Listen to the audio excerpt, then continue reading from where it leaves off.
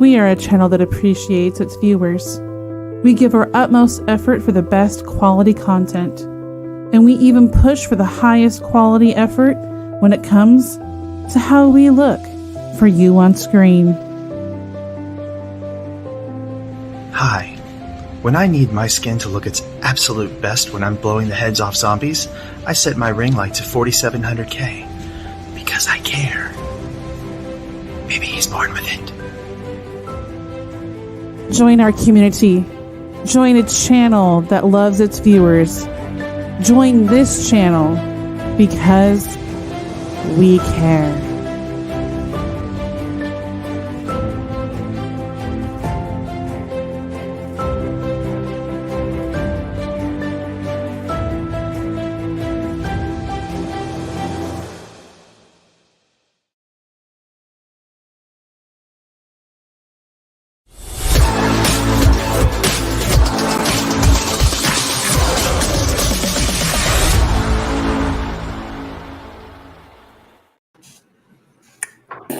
Oh man, I messed up. What? Oh no! Oh no! Okay, let me. Oh no! Yay! And welcome everybody to Kyber Cave After Dark.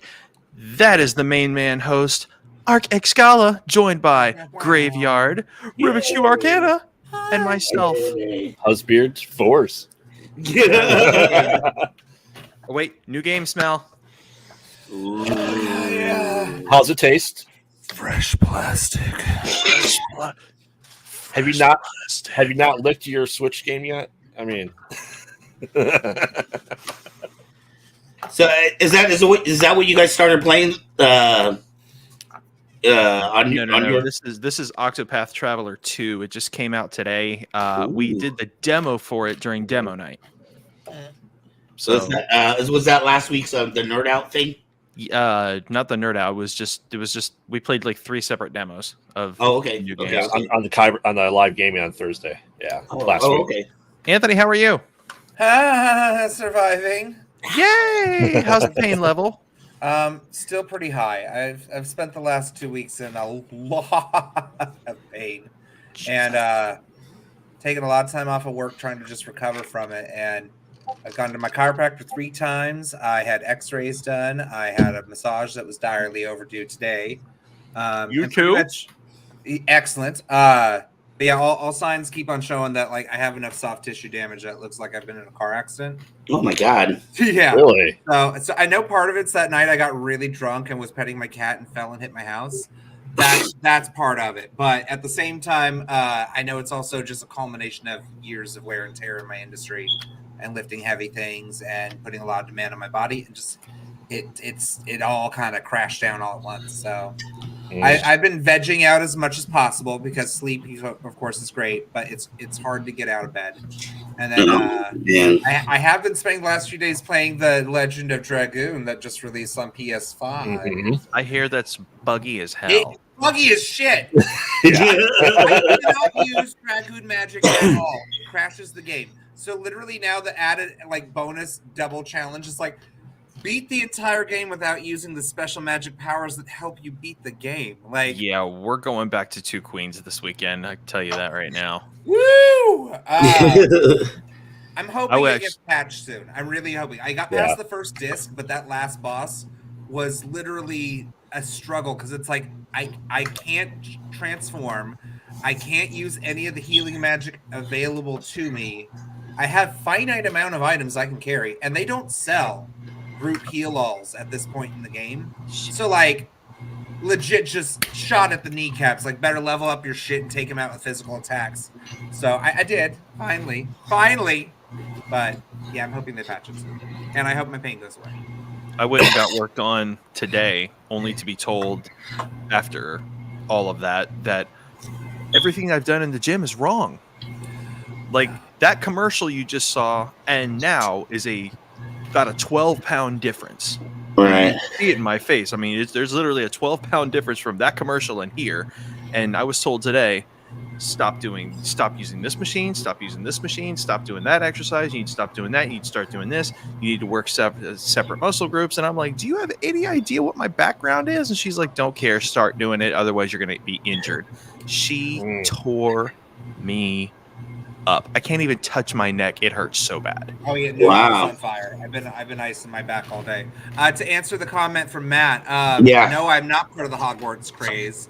It is not for political reasons. I just haven't had a chance to play it, nor do I really want to necessarily do it. I'm old as shit, so I like my nostalgia. My old 90s games and 2000s games, like Vagrant Story, make it available. Give it a remake. Give it a sequel, because I would play that all the goddamn time. I just like those games better. It's fine. I'm still stuck on Bloodborne. Apparently I suck at Bloodborne, and I've played it before. I didn't remember being this bad at this game, but I tried starting a new one, and I'm just getting murked by basic ass enemies. I'm like, how the fuck does somebody do this in a speed run? I've been going back and forth for an hour and a half just trying to clear this first area. Yeah, you guys hardcore gamers are on a whole nother level. Sorry, I'm a nerd. Graveyard, how the hell are you? I'm doing good. Doing good. Like I said, I was able to record an episode for Retro Alcove with Mezzo, so we did another chapter of Seventh Guest, which I got my retro shirt on right now. Yes, it's a damn sexy shirt there. It is a damn sexy shirt. I still can't wear mine. No? I still gotta lose a shirt size before I can wear it. I mean, I put it on and it literally squeezes me, and I'm like, 10 more pounds. 10 more pounds. Yeah. Damn it. But yeah, I mean, I'm gonna get the Life Hogwarts Legacy when it comes out on the Switch, which is far later than anything else because she's always played Harry Potter games. Yeah, my significant other has it on Xbox Series S, and she can't put it down. I'm like, I've heard good things about it, aside from the political discourse about it. There's people nothing bad about any of it. For people, so it's a very impressive game. It's very impressive. No, they're just pissed at J.K. Rowling still. So and J.K. Rowling had nothing to do with the game. That's the funny thing. So it's like, ruin this game and experience for everyone because you're so pissy about something on Twitter. Okay. I mean, people got to bitch about something. Let's face it. It's very true. It's very true. Oh God. Yeah. But we'll get on the docket tonight, boss man. Yes, sir. I was just getting ready to pull those up. Wow, wow, wow. Well, since we're talking about retro games here and things being better in the past, if you could travel to any time as an observer, when would you go and why? Does that include the future? I'm sure, I guess. I mean, that would be a better choice, right? If for anything else, I could just pick up a book. Right. I'd rather see something nobody knows about. With Lalo numbers, yes, absolutely. Well, let's start with you, Graveyard. You got anything in mind? Or does anybody have anything in mind offhand? Not to put Graveyard on the spot. It's just I wanted to get that sexy beard featured on the main. Oh, hold on, let me get more of it on screen. Huh? You just grew. Exactly. Yeah. Honestly, there's a couple time periods that I'd want to go and observe. I wanted to go back to the days of the Penny Dreadfuls, to the days of Edgar Allan Poe and stuff like that, and see, how what the stigma was with the macabre back then versus what it is now. Wow. I'd love to see that as an observer, because everyone's always saying that horror movies are rot your brain, that they're worst things ever. It happens every decade. Someone says that. I just want to see how far back it goes, because it wasn't long after public executions that we were having these Penny Dreadfuls and Poe came out. So we were already interested in macabre and stuff like that as a species. So people still want to go see Bloodborne. Yeah. Wouldn't it be interesting to go back and talk to Edgar Allan Poe or Shakespeare and be like, dude, you're fucking huge in the future, bro. But see that, I mean, yes, but this is an observer. Do you think that would change their writing? That's it right there. As an observer, does that mean that you can interact with people, or you're just a ghost in the background? You're just a ghost in the background. And for reasons we don't have to get into, I'd like to go back to say about 0 AD and see if it happened. See, there's debate about that too, because I've read that Jesus was actually born in the year like 06 or something like that, like that the calendar's actually off by a few years. Well, he was also born in the summertime, so it certainly wasn't December 25th. Right. They were talking about how the planets and the stars were aligned, and if you were to go to the east at that time period, it would have been like September or some shit. Mm-hmm. Also, he's not white. Yeah. That part. What? We actually saw a meme about that in The Little Mermaid, and it's like, oh, you all be mad about casting characters as black, but then you also are about this. It's like Jesus, and it's like, they got you though. They got you. Right. No. Yeah, that's 2490 BC. I'm figuring out the pyramids. They're for grain storage. Isn't that what the politician running a couple years ago said? Ben, whatever his name was. Ben Shapiro. Like I said, as an observer, I'd like to see, like I said, definitely the past, historical stuff, maybe not, but future. I'd like to see as an observer, because to go into the future, say 100 years, and see how much has really changed. Because we were promised flying cars by now. We were promised all this crap. And let's face it, we don't. Other than computers, the world doesn't look much different from 40 years. You know what though? I have to say, like if you look at like technology and just changes in the world in general, like 200, 300 years ago, well, maybe more like 500 years ago, the technology you were born with was the technology you were going to die with. I mean, you just look at video games in general, and I mean, we started with the Atari 26. Toilet paper? Are you kidding me? Like, what is the deal with toilet paper? We started with the Atari 2600, and look at the quality now. I was just talking to my son. We were talking about VR and how beautiful VR is, and how it kind of tricks your brain. And we were talking about all this new the debates with AI and the AI art and everything else. Yep, see, there you go. But once they were talking about how like the sound quality of voices, like are we going to have to enact new laws because people can digitally fake and audio do audio fakes on different people? Put graveyard in a porn or something like that. Who says it hasn't? In VR. But I can't imagine. I think it's it'd probably only be another 10 years before you're wearing AI headsets and the people look photorealistic. I mean, they have dimension and everything else. Doesn't look video gamey. Well, as long as people have more dimension than they do now. They're pretty shallow. Wouldn't take a lot. No, I mean, I don't know if you saw my I know it's not a little off topic, but I'd like to. That's why I wanted to go into observe the future or the past. Is what I put in the chat was that theory is why are we so afraid of Uncanny Valley? It's because there's something in our past that looked human that we had to be afraid of. What that was? We talked about that once on here. Yeah. My guess is Neanderthals, but I also think cryptids. But yeah, the future. I just want to see, what as an observer, you can go into the future and see what's going to happen, and then be able to prevent it. Versus going into the past as an observer, you can't do anything. Right. So you're going to try really to quick. What's up, Jaeger? Jaeger in Washington. I think we're kind of in an interesting time period right now. Like, I feel like we're about to go through some huge societal shifts. Oh, we will in the next 10, 20. I mean.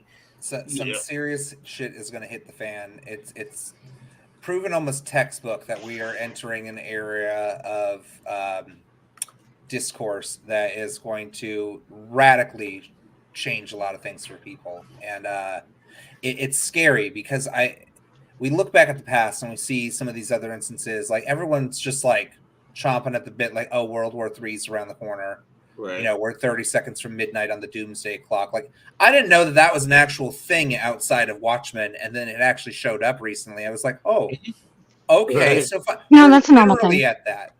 So it's scary times, but it's also why at this point I'm like, well, I legit can't change much of anything except just be like, well, this is my opinion, and I'm gonna go to work and hope I don't die tomorrow. Like, right. Well, I mean, how's it any different? I mean, do you remember December 31st, 1999? What you were doing? Yeah, I do. I was at a house party out in the Exactly what I middle was of doing. fucking nowhere because they were afraid that planes were going to crash from the sky. Like, I was home. I was in the middle of the goddamn ocean, poured it up off an island. We had to turn the entire ship off and listen to a bunch of Russians about 2 miles away in the water where they were drinking and having a good time. We were an American ship. We weren't allowed to have any alcohol. But we're listening to these goddamn Russians partying for New Year's. I'm sitting in my room crying because I just want to be home at the end of the world. No. I mean, I just sat in a tree and just waited. Nothing. Did anyone prep for that? Did anyone like? Well, I not mean, really. No. I mean, I was a kid, but my mom did. Yeah. I feel like there was like a modicum of effort. Like we had some extra water, we had a little bit of extra canned food or something just in case. Right. Mhm, But for the same. most part, they're like, we're not buying into the whole fucking world's gonna crash. Like, yeah, something might hit the fan, but it's not something we would just all like be like, oh no, we just simply can't function. Like, Yeah. Right. My mom did collect a bunch of stuff for Y2K, but yeah. I mean, then she felt kind of dumb because nothing happened. Matt says my parents bought generators and extra gas. Yeah, people were worried once that People were scared. Zero. They were worried about what was going to happen with the planet. Y2K. yeah, well, again, the whole concept was just like so computers are built to think that because the year is now less than what it was before, that they just won't function. What? Yeah, it was like global stuff. Yeah, I mean, even though it's like 30 years before, we didn't really have global computers. So I think the biggest problem was most people then, and honestly a lot of people now, don't know technology, and they're afraid of it because they didn't understand it. It was less understandable in well, and it was like a first time thing, right? Like the counter doesn't just go up; it resets. What happens when it resets? I don't know. Yeah, it's also the whole thing of the Mayan calendar and all that too. Oh yeah, 2012. Yeah, it's been the end of the world about 15 times now. It's been about 8 times in our life. Yeah. Yeah. Let me ask you: can you guys think of any examples? Graveyard's kind of the movie guy. Maybe you can think of an example. Are there any examples of movies that show a happy future? Like every movie I can think of always shows a dystopian future. Like corporations run everything. It's always raining. It's always dark. Ask yourself the question: what movie or show is going to be? Oh, this is a happy future for things. Back to the Future 2. Exactly. I am waiting for that future scenario. My hoverboard is well overdue. I really like the Marty McFly cosplay at Kyber Cave, by the way. That was pretty awesome, actually. Yeah, I liked him. That's our own Kevin Hogan. He does our cosplay reports on Saber Rattle. That's awesome. I mean, dystopian future is better for movies. It's more catchy to see how people got it. Because people have experienced it over and over, like a dystopian type where, there's this tyrannical upper class that makes all of us little people work for everything, and then we all end up getting angry and kill them. That's fair. I mean, or a third of the population's killed by disease. But I will say, Star Trek is very good at having that. I mean, there are still problems. Star Trek has a very but it's optimistic still prospect for ulterior races and creatures from all over the galaxy getting together and be like, "Hi, I could work with you." It's just kind of ironically, I'll speak English. That's universal translators. Universal translators. I know. I'm just not. They have a babblefish. Yeah, they do. It's like an inner ear babblefish that they actually use to do all the translation. They do have episodes where they do have to speak in someone's native language.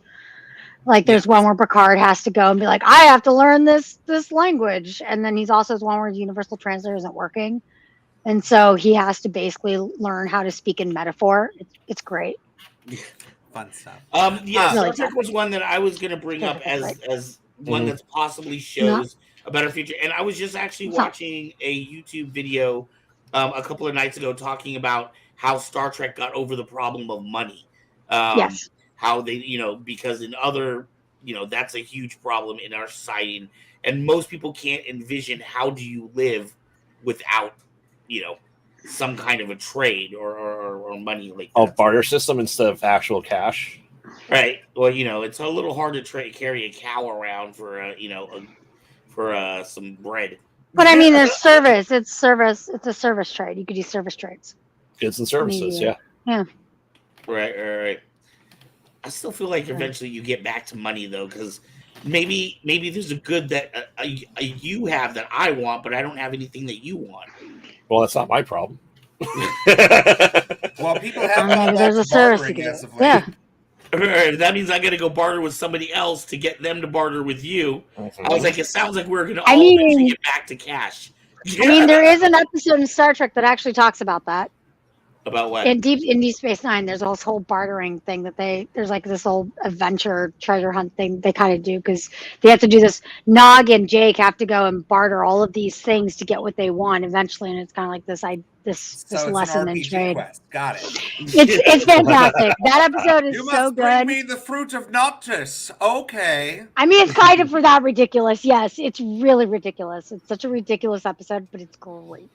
They have to go to get 30 bars of, so they have to like okay, we have this whole scheme to get these like 30 bars of latinum, but to get that we have to get these 2,000 bolts, and then from that we have to go and trade it for this. It's fantastic. It sounds like trading up for that episode. Thing. It helps to get that sword in Ocarina of Time. All right, the barter system works. As far as time periods that I would like to go back to, I have 3. So one is the Edo era Japan, where you see the most of like the samurai culture and Japan really before it got like a lot of Western influence. Yes. Just because it is very interesting, like the honor code, a lot of the culture that got built around spiritual stuff around that time, like really makes you wonder. Like I love every Studio Ghibli film because I'm always like, oh, I love their interpretation of ghosts and shit. I like that that's a cultural thing that they're just like, yeah, this totally exists. Umbrellas have ghosts. Shintoism.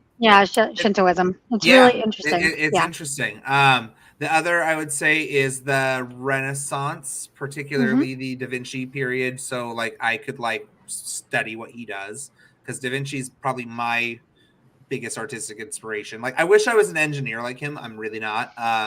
But I do like the impact that he had, the foresight he had. Like that's somebody that saw parachutes well ahead before we ever had helicopters. He also was hunted by the church too. No, I know, and of course he was because he saw past their bullshit. It's like, well, no, there's this thing called science, and it doesn't agree with you. Like, there's so much interesting. Jesus says otherwise. Jesus says otherwise. Jesus is also black. But the third one would probably be like the medieval Celtic pagan type of stuff. Probably not anywhere near the Black Plague because that sounds terrible. But like definitely within like the realms of like the Merlin and all the Arthurian. So 4th AD, 400 AD. Yeah. Like Stonehenge times too, though? Probably, yes. I want to see what that was all about. Like who and what it's why. For. The other one I would actually, I forgot to say this, is the Egyptians. Back when that whole, like, the pyramids were first built. Because that's some crazy shit. Cleopatra is closer to our time than she was to the construction of the pyramids. Mm-hmm. And that's a trippy fact of time where I'm just like, wow, I wouldn't think that.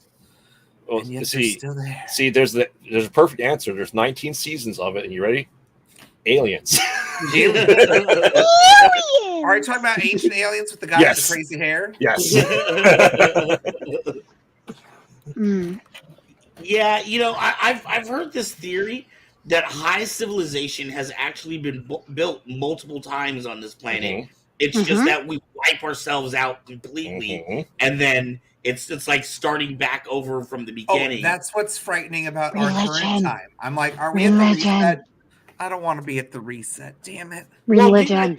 Didn't we talk about it on this show? I think we talked about it on here where there was I can't remember what the theory was, but it was like every 230 years or something. Every 80 years. Every 80 years. Every 80 years. We did talk about it. Smaller gaps, and then there's bigger one too. So I think it was like every 80 years you have like a societal shift, but like every like 230 or something like that, like you have societal breakdowns and like almost like starting over again.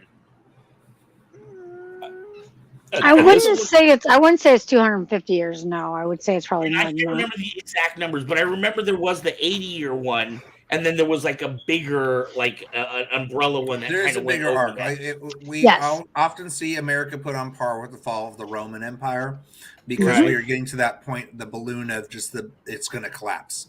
Right. There's so much inflation of just like the over excess, the neglect, and it's going to catch up at some point where like, hi, this whole comfortable thing that we keep bitching about is just going to fall, and then we're going to have nothing, and everyone else is going to look at us and go, "Told you." I think it's about every 1,200 years or so. I think that 12 to 1,500 that years. sounds about that's right. when it happens. God, I wish I That's could what it seems like. There was some guy that there's Google in front of you, Van. Look it up.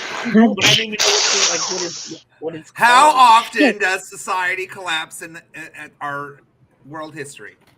All right, I think we should go and look at some of the chats. Bring them up because the chat has been saying stuff. Mm-hmm. You've got. Hey, I always do that. I'm on it. Hi. I haven't seen it in the last 5 or 10 minutes there, Van. But I understand. That's because nobody said anything. The last thing anyone said was Crusaders. That was Matt. That was 2 minutes ago. You did not put it up. I did put it up. Oh my God. How often does society collapse? Yeah, I would not want to be in the Crusades. Just so you know, the Crusades are awful. They were an awful time. Would not want to go back to see it. No thanks. Been there, done that. Don't want to do that. Nope. A lot of the world discovering each other is not a good time for anybody. Don't need the Dark Ages. Hey there, Lord Seatsma. Seatsmas?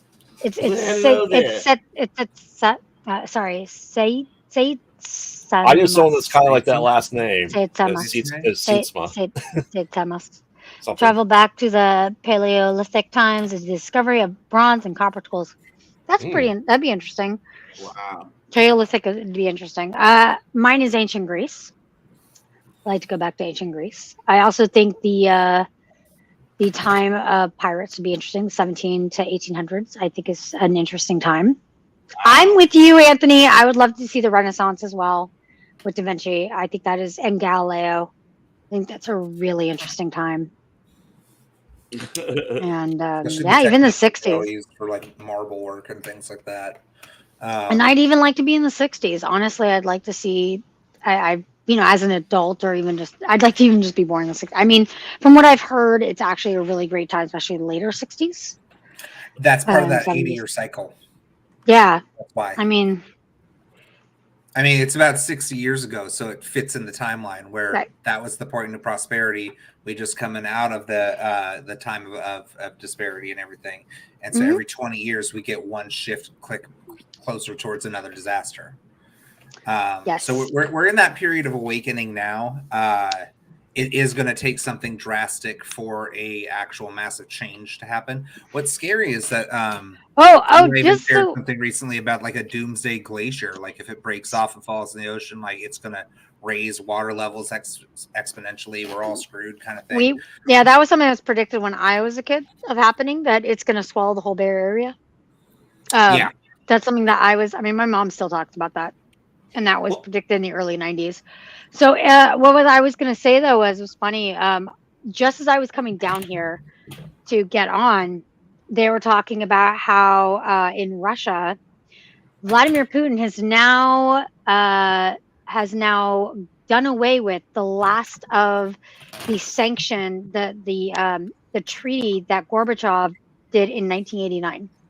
Wow. So now we are so everyone in America. So right now the news is kind of freaking out because they're like, okay, does that mean we're back into Cold War status? What's going on here? So this was something that was just announced. Yeah, I mean, look, I personally think no matter what we do, we are fucked any way you look at it. We're coming into this time period where there's so many. It's like the perfect storm of just all this bad shit, right?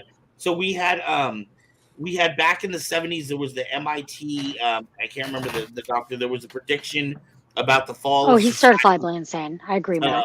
I like how this was the light topic. Sorry, guys, I got no light topics for you today. I'm sorry. I just heard that basically that Putin just is going to do away with the Gorbachev, treaty. So that was pretty heavy for me. Sorry. He's eating his member berries and remembering the Cold War. Yeah, that was not a good time.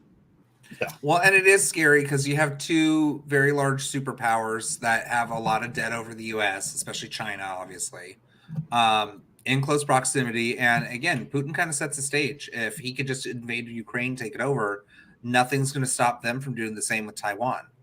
And as soon as NATO or these other entities get involved and it becomes like a multinational conflict, it really muddies the water and makes it scary. I mean, the only saving grace is that the United States still has 25 times the amount of the military power of any other country. So it's like you can try to best us in that regard, but I mean, let's face it, they're struggling with Ukraine that didn't have any help just as much yet. So it doesn't bode well that either would necessarily prevail in a forces might outside of a nuclear option, which then screws everyone over. Like there's nothing to be gained from the world ending up in nuclear devastation. Everybody's screwed. So I mean, if you want to have a pissing contest and that's your ultimate goal, like I guess you're going to die too, dude. This is what happens when you decide to Johnson it out. It's just great. Well, not only do we have these world conflicts that people are talking about potential World War III.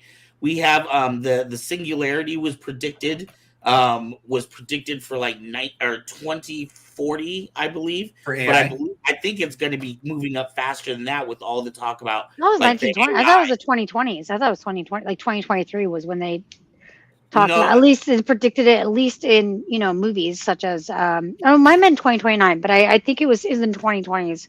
They talked about with Skynet.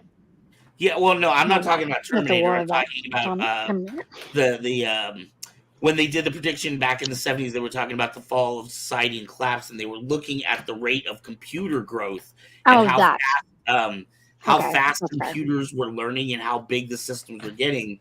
And they predicted singularity in roughly 2040. It could be 35, it could be 45, but they were saying that was the point when computers were going to be more intelligent than humans. But I'm even hearing stories now that some people are saying we're already there.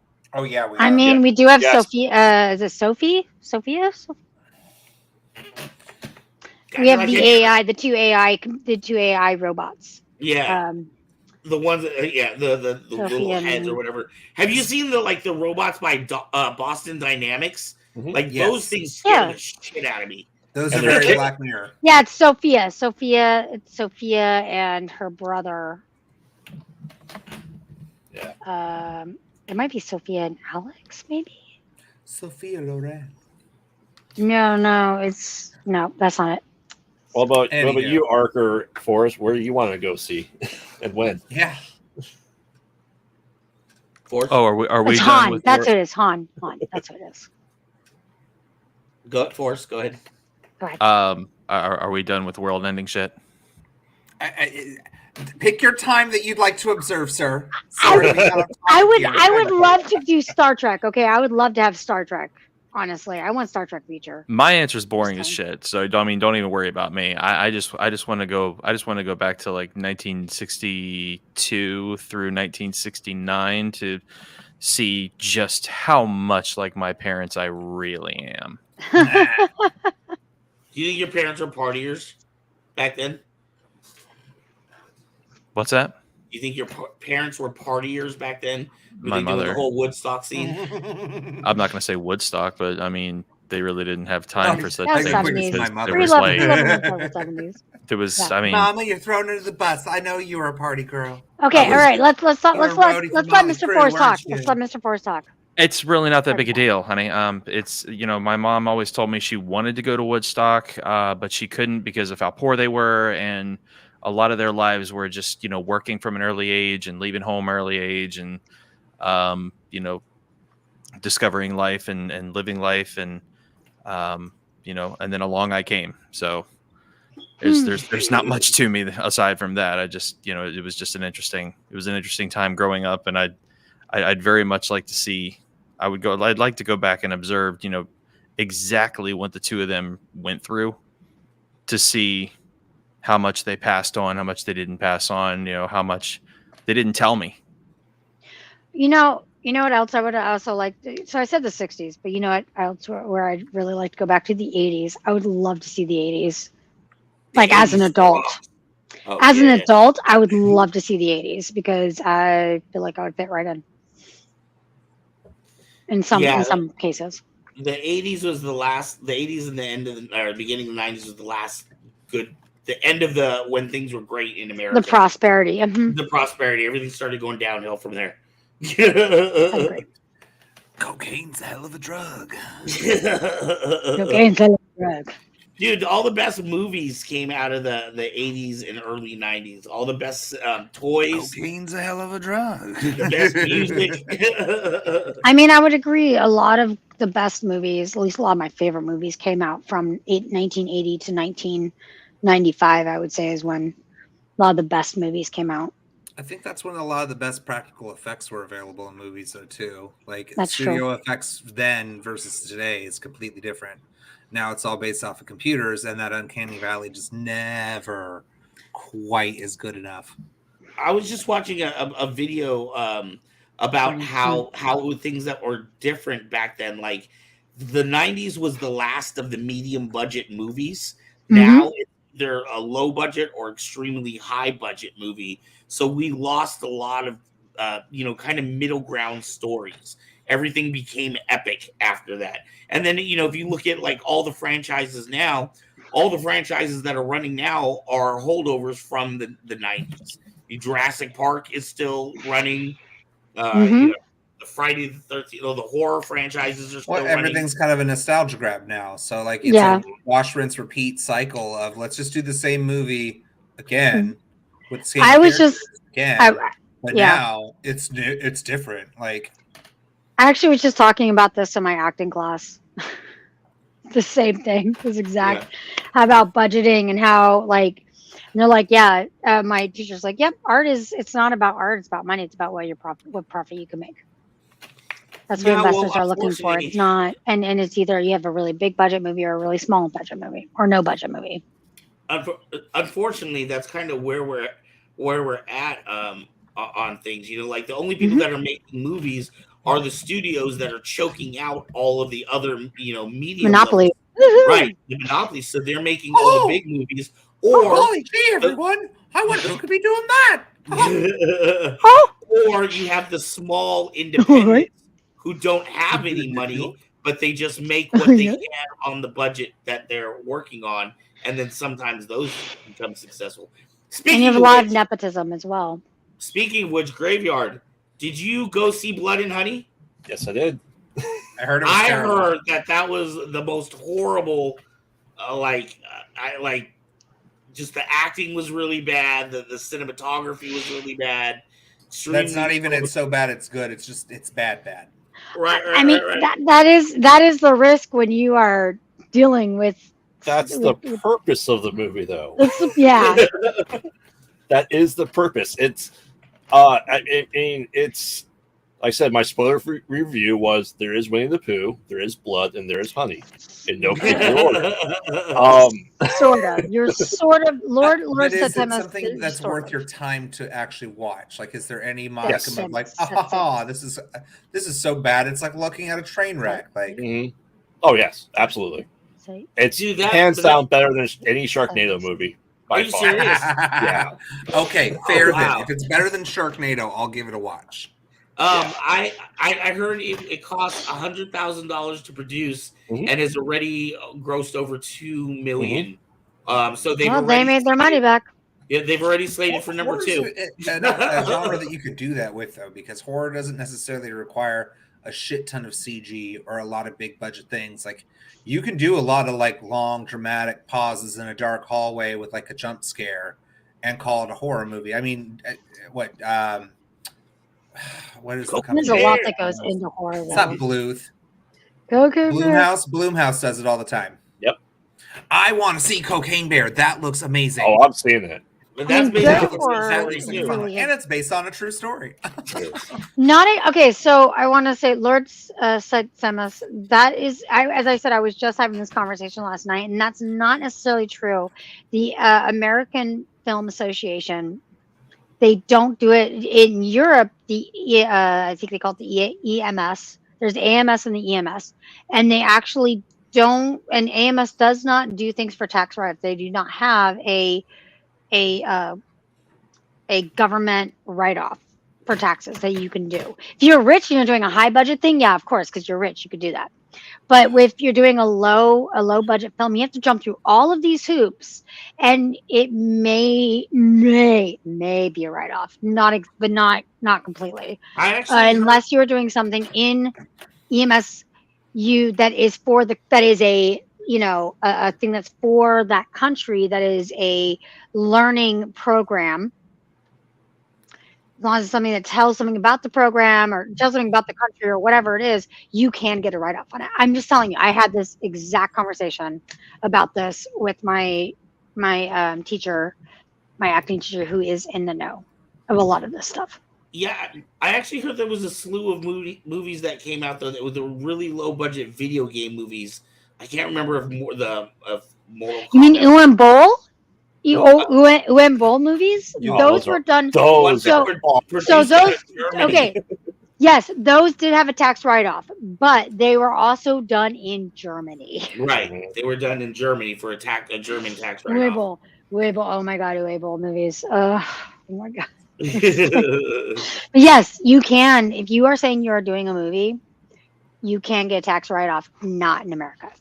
Right. All right. The more you know. Did you answer, Van? Did you say we're really when you want to go observe? Yeah, when would you go? Yeah, that's I don't know. I think it would be hard for me. It's hard for me to say because it says as an observer. I just feel like I would want to go back and clean shit up. You might step on more butterflies, though. The whole butterfly effect thing. I'm sure I would probably end up screwing up more than I actually helped. Oh, I guess that's that kind of the bootstrap effect, where because you went back, it created the same thing that caused multi layers. Right. But could you imagine if you could go back to the time of like the Black Plague with a bar of soap? That wasn't what caused the bubonic plague, though. That isn't. It was the rats. It was the fleas on rats. Fleas on rats. And that's also what a lot of systemic witch stereotypes came from, is that people with cats, especially a lot of women, didn't get affected as much because they had cats. They had cats that were killing the mice that had fleas. Right. And I still find it interesting that the fleas didn't affect the cats as much, but maybe the cats were more feral and weren't associated with the humans as much. It's not like a domesticated cat which comes in and it's like, oh, I love you so much. It's like, oh, there's that cat in the barn. I see he caught another rat. All right. Patrick's saying, do I get to bring back my camera? Hey, do you guys ever see those pictures of supposedly people in the past, but they have a cell phone in their hand? Or do you think those are real? Don't know. But I think the pictures are real. It's so easy to Photoshop anything now. It's hard to place if something's real.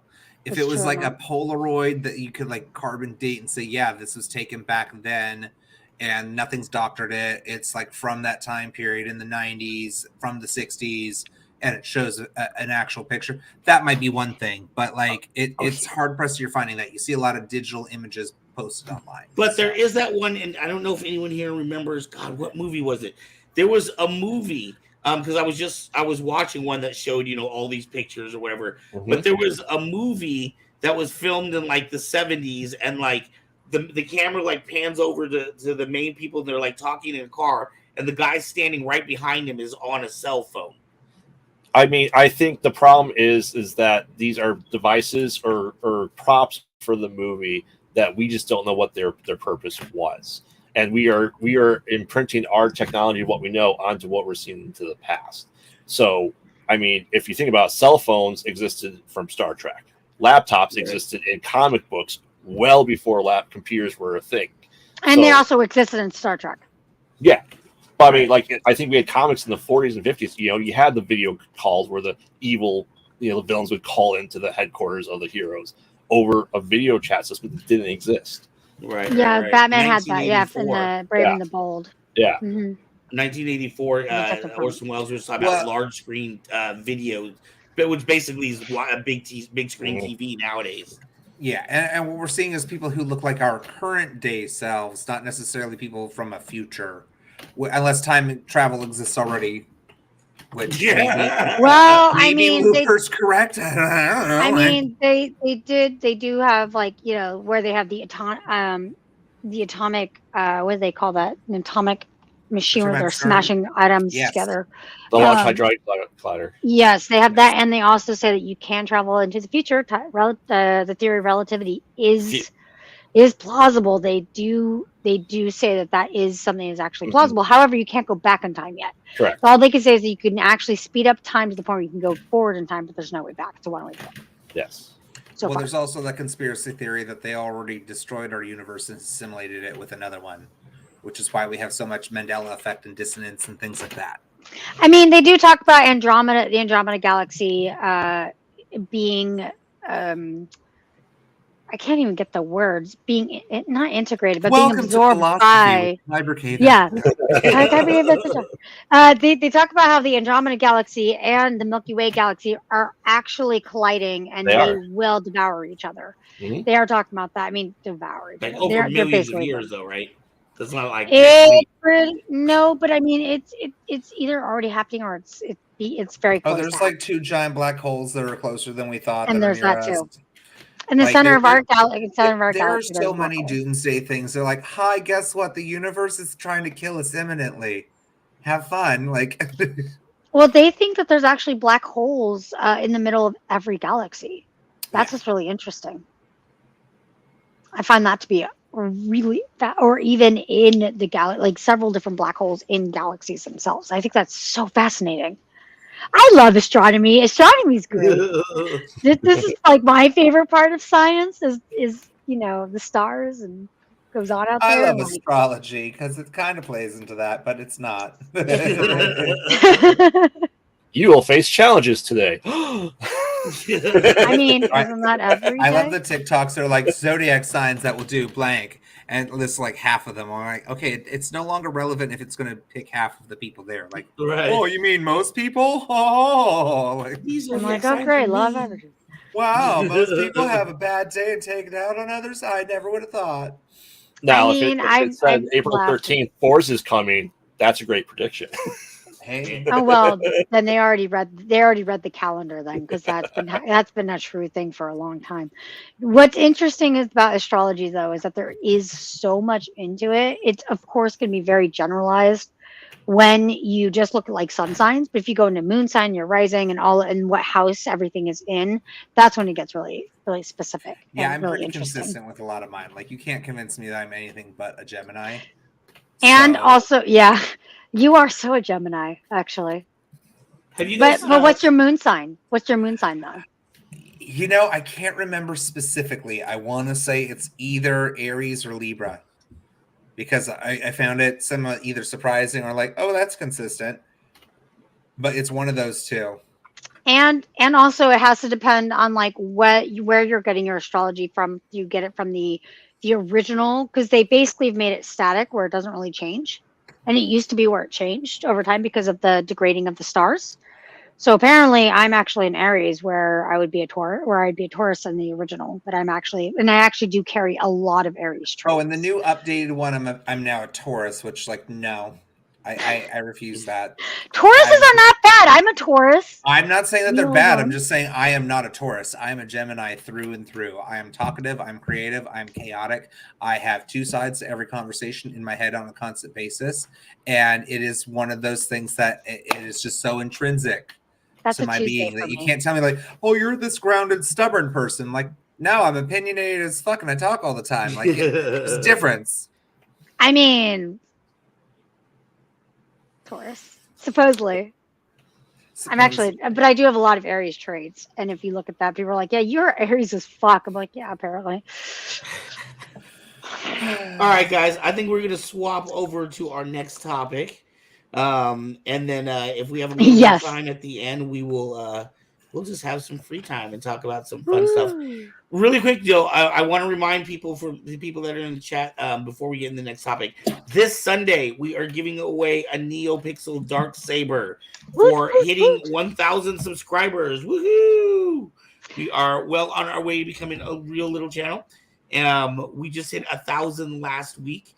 Right before show we hit 1,000. So this Sunday, make sure all you got to do is tune in and leave a comment at that. I will definitely be doing that. And then also, I'm just giving you, because we have so many fantastic hosts on this show of so many of our other shows, I want to let you guys know, Fours, Aubrey, Graveyard, we are going to be starting a new promotion in at the beginning of the month. For the next 2 months, we're going to have 20% off on all Kyber Cave merchandise. But part of that, 20% off, we are going to be doing an additional 20% is going into it. We are starting a GoFundMe for John, who is the producer of Hearts of Kyber and Beatdown. He has been fighting his insurance company for the last couple of years to get a new wheelchair. His wheelchair is about to fall apart. And he doesn't need a whole new wheelchair. He just needs like a specific part to this wheelchair. And he's been battling with the insurance companies for years.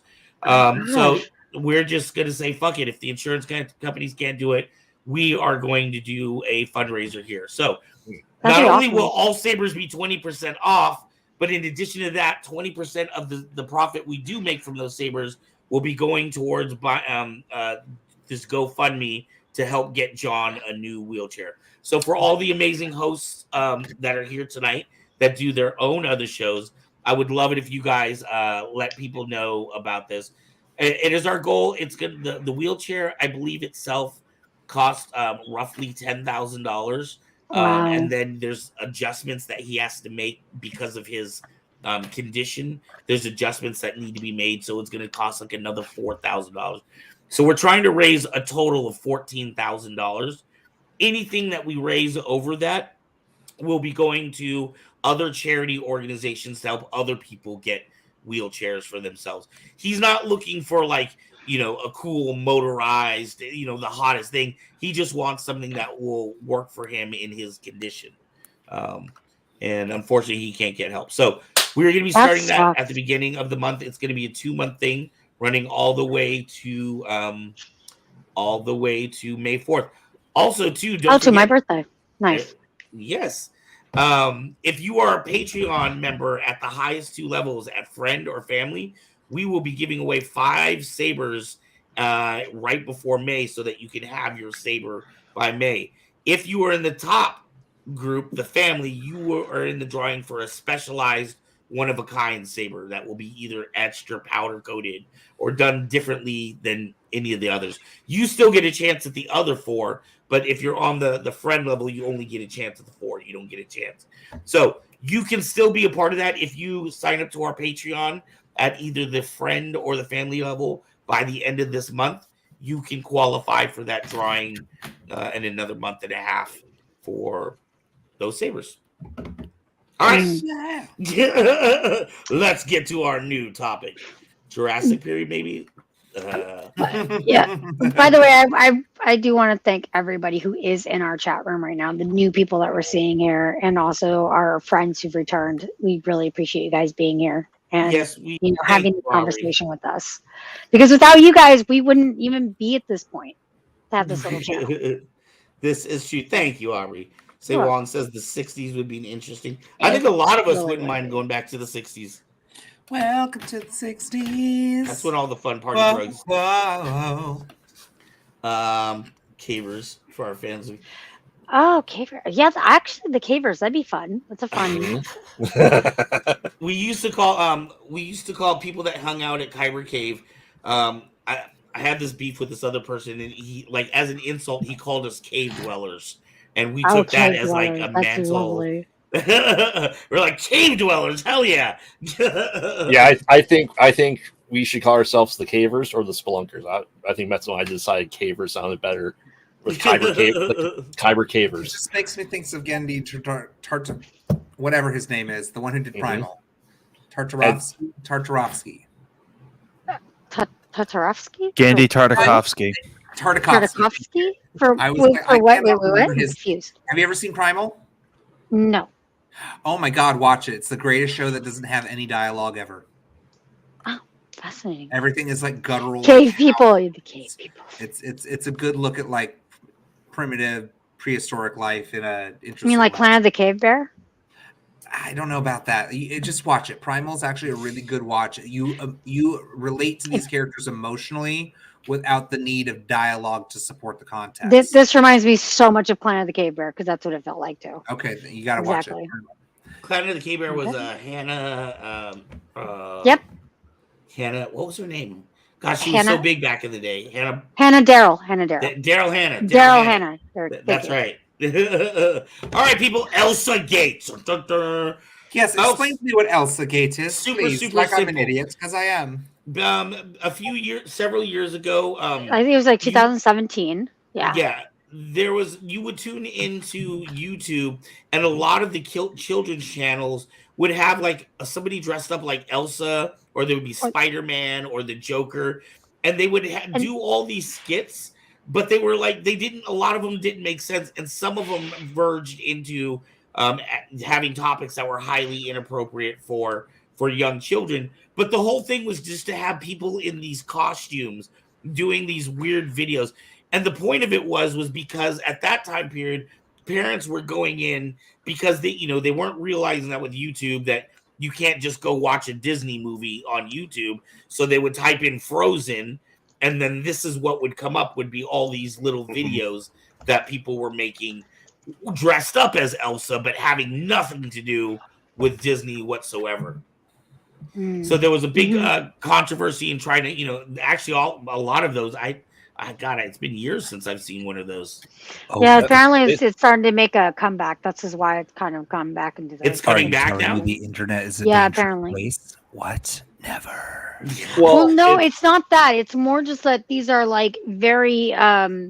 I guess the whole thing is that they are using these franchises and these things to kind of subvert, the idea of getting its children. It's not even necessarily that it's violent or that it's that it is, you're not getting any context. It's just this imagery without context, and it's just kind of normalizing it in a really unhealthy way. It's clickbait for kids. I think it's even worse than that. It's a statement about parents who just let their kids stare at a tablet all day, though. Right. Like if you aren't partially, if you aren't watching what your kids are absorbing as far as content, they're gonna see some fucked up shit out there. And wasn't there cartoons about that, that told kids to harm themselves? That was a result of something like this. Yeah. I know, actually, Charles. I know that's so great that you're there. I know because actually that you gave me the idea for this, to have this as a topic, because I was so interested in this. I had to bring it to everybody else. Right. So and then the other part of it was that people were looking for Disney content or Illumination, if they were looking for Minions or something like that, and they were finding these videos because they were underneath that title. But there would be literally hundreds of them, so that like as soon as one video finished, like the next one started up, and most of the videos didn't even really make sense. The characters didn't talk; they just kind of acted silly. Sometimes they were in the park hitting each other with hammers, or there were scenes. There were some stories. Yes, about cosplay videos kidnapping definitely, and drugs and things like that. I mean, there's some really weird ones from what I saw in the conversation. There is Dora the Explorer grown-up edition that, you came across something, be like, what is this all about, Mommy? Why is Dora 24 years old now? Well, it's even more, I mean, because there are definitely like, you have Rule 20 or Rule 34. Sorry. I mean, that has a lot of that stuff in there, but it's for people who are 18 and over, and everything's like aged up or whatever. But I mean, you've got all these, it's just more of like, kind of strikes me just more of like this, it's this like kind of very subversive thing. You have parents where they look at it and like, oh, it's an Elsa character, or oh, it's Mickey Mouse or whatever, or oh, it's this weird, cheap animation of the Minions. And it's just really, and so they won't even look twice at it. Whereas it's all this stuff out of context. Whereas if you're like watching a horror movie, right, and your kid is watching it, you kind of know like, okay, this is a horror movie. Is it okay for my child to watch this? That's I kind of think the it's kind of interesting part weird, of that. to have Spider-Man, Elsa, and the Joker all interacting together on the same video. Yeah, but it's every kid's dream of the amalgamation of all their favorite stuff together. The Right. That's multiverse is like all their over the toy movies box anyway. coming together. Everybody from every universe. Saywalk said, so this would qualify in the regional cosplay videos, or even, what is a CMV? Or even a CMV. What is a CMV? Does anyone know? I'm not sure of the I'm not sure what. Saywon, could you tell us what CMV is? Because I don't know what that is.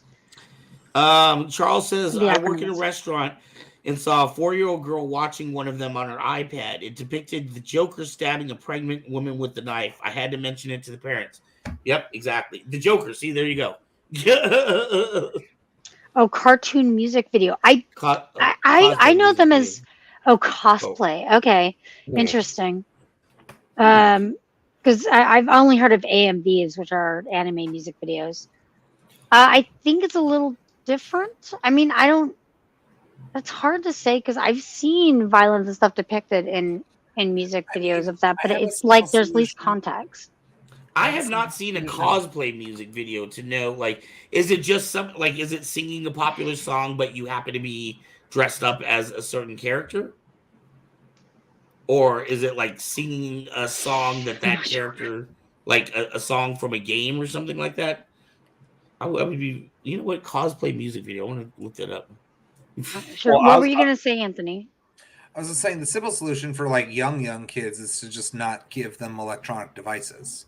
I think that you could definitely get kids interested into a multitude of other things like, reading or drawing or coloring or this and that. And I know, like, okay, some of those might result in a mess, especially if it's an art project, but it does speak volumes to how parents don't have the time to interact with their kids. So they push it off onto a tablet. And the tablet's susceptible to all sorts of things and all these algorithms that leave them vulnerable to stuff. I mean, I watched South Park as like a 10-year-old. And my mom had no idea because it was a cartoon. I read V.C. Andrews when I was like 7, and just saying, and Planet of the Cave Bear when I was about that. Like it fair. Those things are very depicting. The biggest problem with some of these videos, though, is it shows up on YouTube Kids, which is supposed to have a special algorithm to stop it.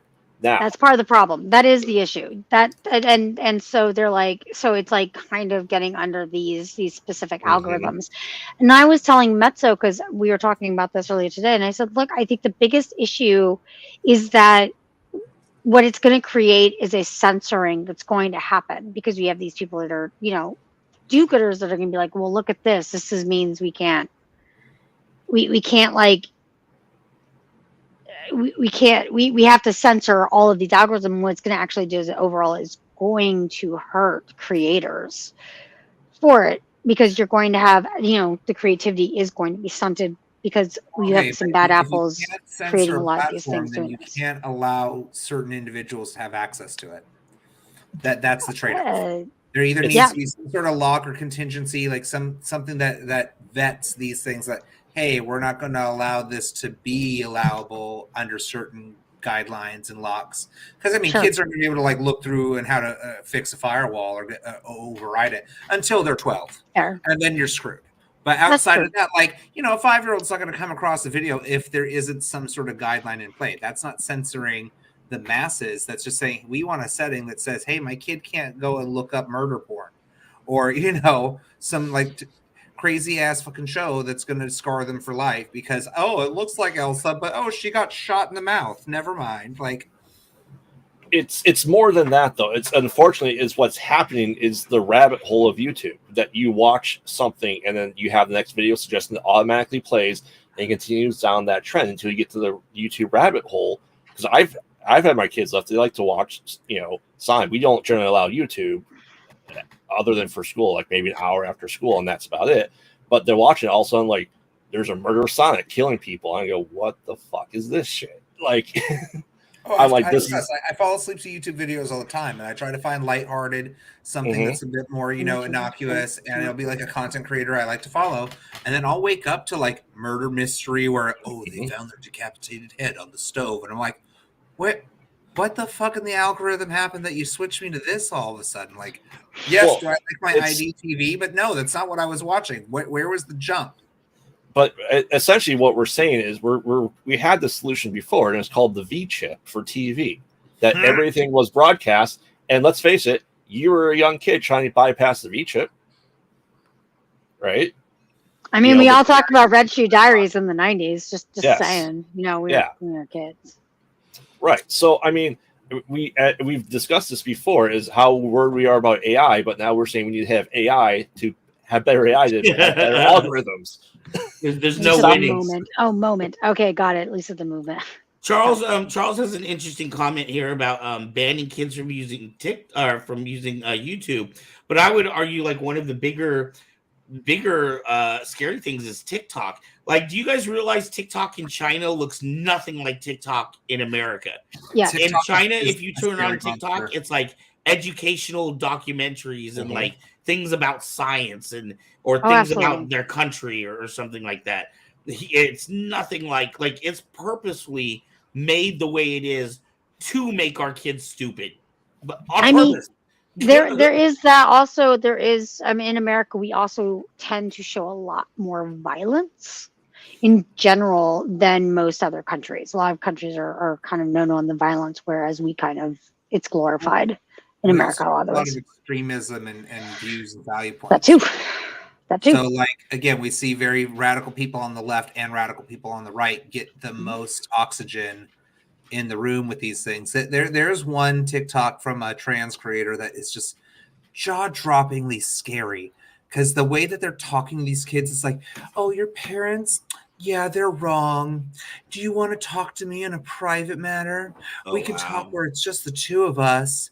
And that sounds very like grooming. It sounds very disturbing. And this is someone who's still on a pedestal that's celebrated in the trans movement as someone who's like pushing proactive gender ideology. And it's disturbing that it gets a pass because, they're trans, so therefore, they can't be wrong. And, if you comment or critique this person, you're now transphobic. You're going to be canceled.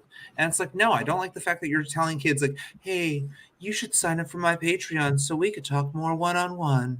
I'm going to tell you why you're completely delusional about your own gender and that you should totally look for puberty blockers and trying to, do surgery before you're 14. Those are concerning things and genuine criticisms of the community, and like trying to raise that red flag at all, you get demonized instantaneously. It's like, I want good queer representation. I'm sick that this is the representation that is given oxygen and that it's allowed to continue and to not be checked for, hi, you are a 45-year-old man who wears makeup. Maybe don't talk to minors. It's not your place to do so. You can create content but as soon as you're like, let's have a private chat, you're kind of giving me creepy pedo vibes. And that's why people are calling this out now and saying, hi, stop. Well, not only that, it also puts a really bad spin on a lot of actual trans. Well, yeah, that's what's leading to a lot of these bills and bans and things in other states. They're using this type of narrative and pointing to these things like, hey, this is what's acceptable. So now we're going to go the extra extreme length the other way. And we're going to make all of us are terrible. We're not. Right. I do want to say it's very, I was talking this with them too, earlier this morning actually, and I was talking about this with Charles last night, but a little bit, it's the whole monkey problem, like how you're having all this perpetuation, you don't understand the context of things because people are because TikTok is very quick, it's 30 seconds obviously, and you got these short TikToks or short YouTube skits, but they're generating a lot of this stuff and you don't understand a lot of the context. And that's what I kind of am saying, like, yes, we had movies, we had these books, we had stuff but there was context. You understood those things because there was context for it, and so you're able to grow from it, and it kind of goes into a deeper thing about, fairy tales and all that. But because we don't have a lot of those contexts of what it is, we can't really grow from it. It's like almost wearing clothes that are too small for you. You can't grow into these things. You don't understand. Your brain isn't developing to understand where things are. So when you, for instance, and when we change context for things of books and such, like, we don't understand where like language comes from, because we're already taking things out of books that were historically for context of understanding why this word is bad. This word is bad as opposed to this word. So when people use words and they go, oh, I don't know, why is this a bad word? You need to understand the context of these words and why they're important. Just to go to what you're saying. So then it becomes the banana thing. On that point, Aubrey, banana. Aubrey, on that point, what do you think about this was in the news recently about how the publishing company that owns the Ronald Dahl books, Yeah. started changing some of the terms and the literature that was in there? I am not a proponent for changing literature. I do understand it. Like I was talking about with Mark Twain, for instance. Sorry, No, for Mark. Does everybody else know about this too, or? Yeah, you got. Yeah. Okay. And they just came out saying they're gonna print both versions still. Which is good. I think that's good. I'm not for changing language, at least for those that are older books, that, so we can understand the context of the way people thought at the time. Because if we erase those things, we're just bound to repeat it. That's my viewpoint on it. I do find that the Ronald Dahl stuff does go really far, like changing the word fat or like black cloak to dark cloak. Right. I find it that's almost going way too far, to the point where now you're needlessly over censorship, censoring things. Mm-hmm. So we're going to get, good plus good, negative or minus bad. Wow. I'm quoting Animal Farm, but and also 1984, because it's very similar. Yeah. 1984 is very similar to Animal Farm, in that way. So it's hard. Like we should not limit language. I feel like we're starting to experience a lot of more of the Emperor's New Clothes. Of course. Syndrome, where like people aren't allowed to call out the fact that, hi, the Emperor is naked right now and he's flashing everyone his junk. And like we can't criticize it. We can't say anything about it because, well, they're in too much of a power of authority. We have to just go with it. Ha ha ha ha ha ha. Well, I think the biggest problem is generalization. We're generalizing. We're not calling out significant individual bad players. It's the generalization of extremes. Of like, oh, this person who's calling themselves trans is saying that is actually having grooming behavior. So all trans people bad. Equals everything. As long as you have the clicks and the viewers, you can get away with saying whatever. And it's sad that because it's like, oh, well, I've oppressed myself to this extent, therefore I can get away with that. And if you say anything to the negative, well, now you're the problem. You are the problem because you dared to say that I was doing something wrong. And there's genuine concerns there. Like, D-Pity. Even South Park made a really great comment on both Kanye West and then also Harry and Meghan Markle. These two episodes were brilliant in the sense that they were kind of calling out like, hi, maybe don't act that way. Respect privacy. We're going to get to this point. Right. And if we keep going that way, where we have that, and we're not allowed to have these call outs, or not allowed to have these things where it becomes the Emperor News Group, eventually we're going to have another thing like the church. And the church is going to gain more the power of like, oh, now we're going to thrust ourselves back into these dark ages where no progression happened because, oh, we're going to censor you because you acted out against the church. Yeah, but that's all these political movements too. They act like a church, but they don't want to actually admit to it. They'll call out a church for their bad behavior. But if you say, hey, you have some bad behavior too, it's like, well, how dare you deflect off of me and look at that? Like, okay, I'm saying that I want you to act in accordance just like them, but you're not doing that, but I can't tell you that. No, fine Charger Agent no. Do you think that these are the changing of these words or this, time that we're in, do you think that's akin to taking down of the monuments and the statues, or do you think that's different? I think you should take down those southern monuments. Anything from the reflecting the pride of the South and the South will rise again, and that whole movement. Like, yeah, there's no reason to lionize or be like, look how glorious this Confederate soldier was. He was fighting to keep blacks enslaved. Like that. I don't get what was the pride of looking back at that. Like, yes, my person fought for that. I'm so proud of that, because it's saying I'm proud that people were racist.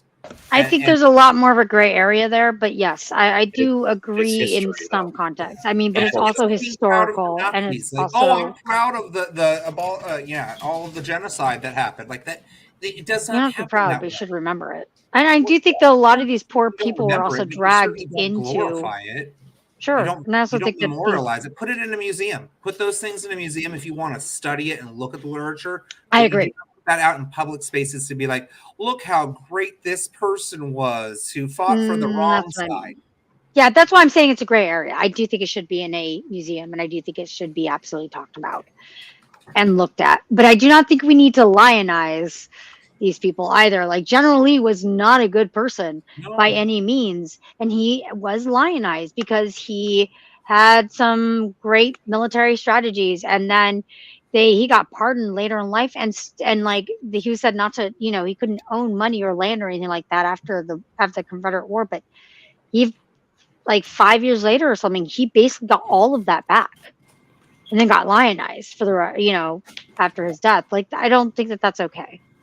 Well, let's face it, Aw. most people in the I past love you suck. too, man. And they've always been bad people, and we continue to have bad people, though. I mean, I think people are more. I don't think it's necessarily this black or white where these are good or bad people. I think people are more in the gray area somewhere. I'm saying if you look hard enough, you'll find Understand. something on everybody. Yeah. Fair. That's Yeah, a fair. It's a fair point. There's no group, there is no facet that isn't somewhat has their own realm of guilt. Like, it exists everywhere. Right. Well, I've even heard people talking about, Dr. King having extramarital affairs, and we People all were have calling Dr. King in my face about like, oh, he was anti-gay. I was like, I do not give a fuck, because he still did a much better, greater thing through a peaceful message.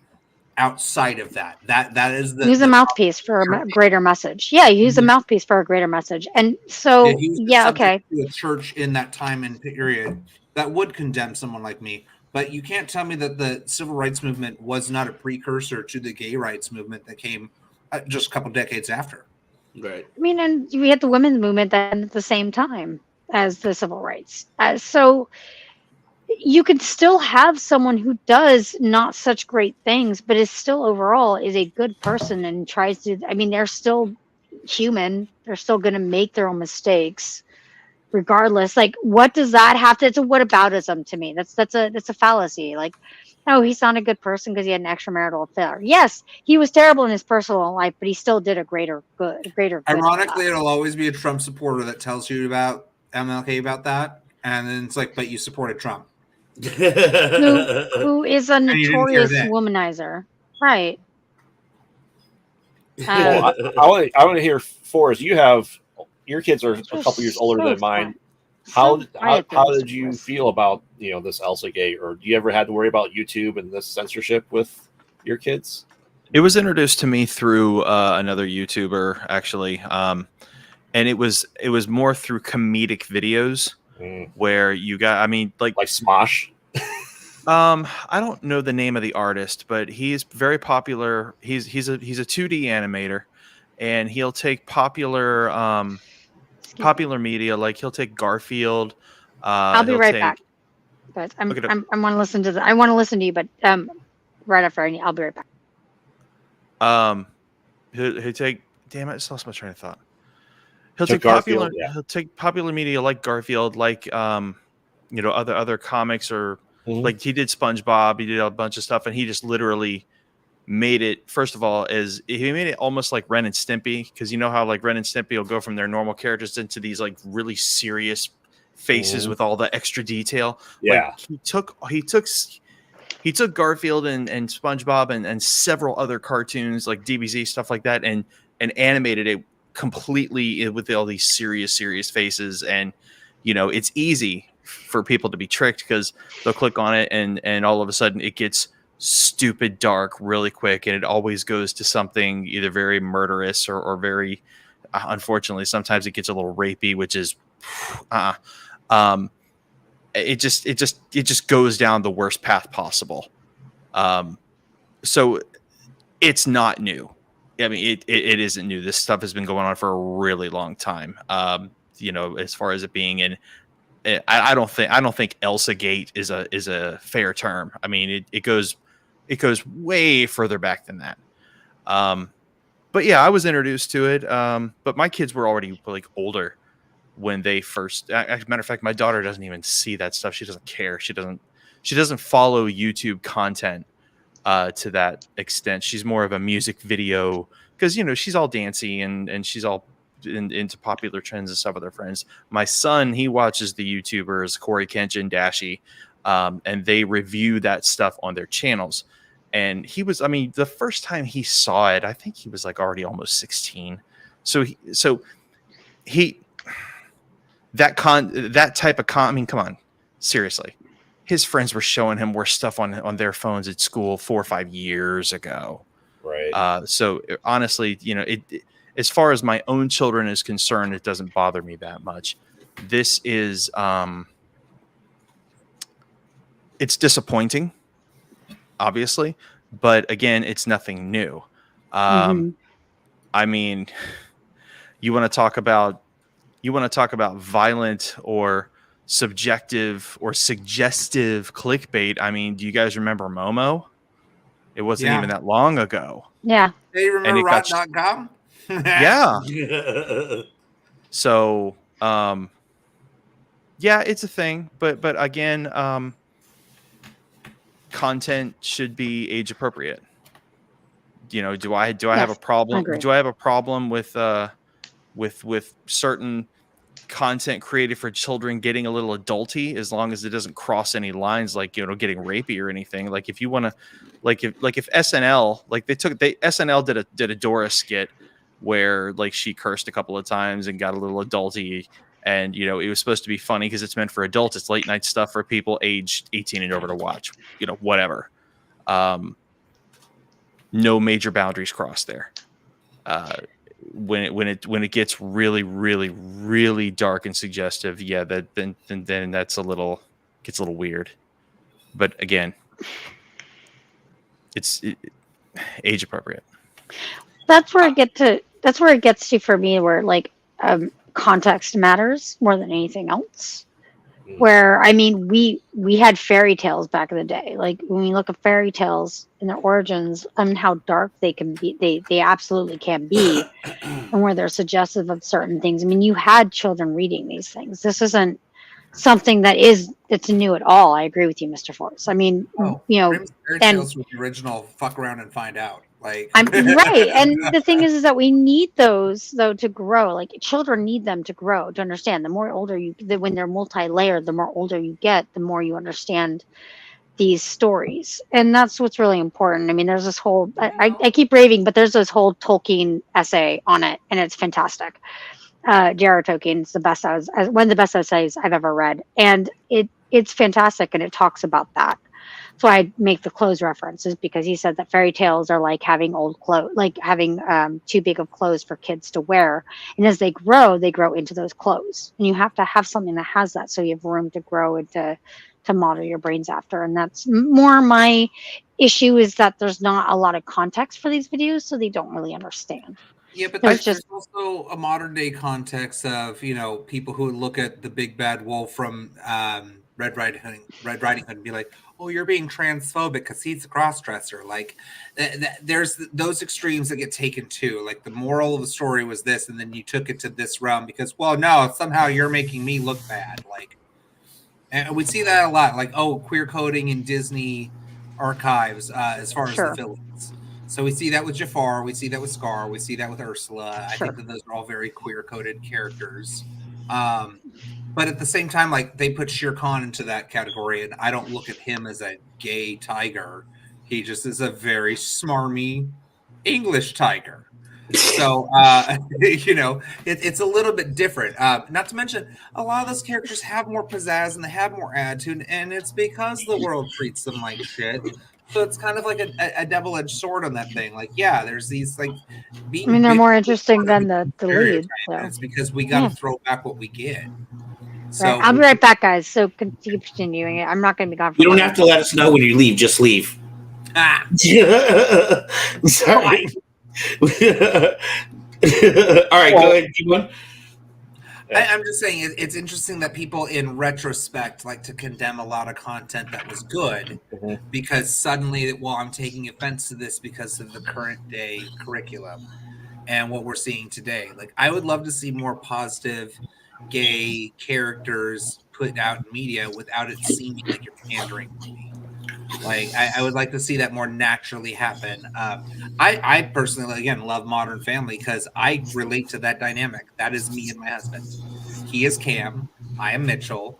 That is exactly how it works with a lot of like modern people as far as dealing with stereotypes, but also kind of falling into a few of them and making light of those things. I swear to God, like within the last episode or two, didn't we talk about the checklist? Yeah. We did. It was at the freaking checklist. Like there's nothing more annoying than the damn checklist, and it doesn't even have to be about. It doesn't even have to be the gay community. It could be about any community. It's like, what's the hot button thing that Fox News is throwing a fit about? The token black guys. Like, why does the black guy have to be token? You know what I'm saying? Like, why? Oh, look, it's the straight white hero. Like, oh my God, stop it! Like, just knock it off with that dumb shit. There's a difference between being meta and being kind of just cynical. And a lot of things have turned very cynical, and it's not showing things in a very natural progression. Again, I can look back at a lot of media back when I was younger and see better, more progressive, more naturally geared narratives appear throughout media. I love The Birdcage as a movie because I feel like that's a very good, solid slice of life from that time period of, his son is an asshole for telling his parents, his gay dads, to like go back in the closet for me for a second. But that was the day and age that we lived in. Again, queer content, go watch Netflix, The Boys in the Band. That's a great slice of a certain period of time that really talks truth to what it is to be gay in America, especially at that time. Versus, here's this new cartoon, and guess what, kids? The main character's queer. They're totally gay. They don't actually do anything, but they have a crush on that person that's like them. They, them. They're both they, them. Look at their multicolored hair. Oh my gosh, they're just like you. Ah ha ha ha ha ha. And it just comes off as like, wow, thank you. Thank you for pandering to us. Thank you for making us another stereotype. That's kind of age old too. Like I remember if you remember the movie Chuck and Larry. Yeah. Even the gay representation in that movie was borderline. Borderline too much. The little brother who was like the most super duper flamboyant, bouncing off the walls. Like, I'm sorry, I've known a lot of gay people in my life, and not a single one of them ever acted like that. Not to mention the fact that when they did see that, they were so embarrassed. They were.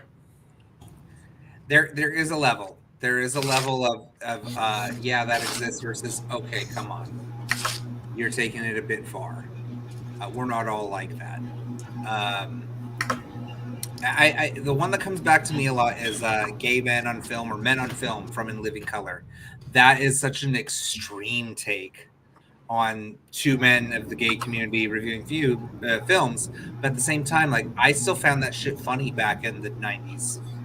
And I can still but that's why it was funny though, right? Because it was so extreme. I know two queens that talk like that. I know exactly two queens. I could think off the top of my head and be like, "Yep, that's so and so, and that's so and so, and that would be them if they had a show." I will say that School of Rock was probably a good one that tackled it in a well-mannered sense. Like, yes, there was clearly the gay kid, and he wanted to do the fashion of it. And they're like, "Yeah, go for it, Twinkle Toes." Like, that's good.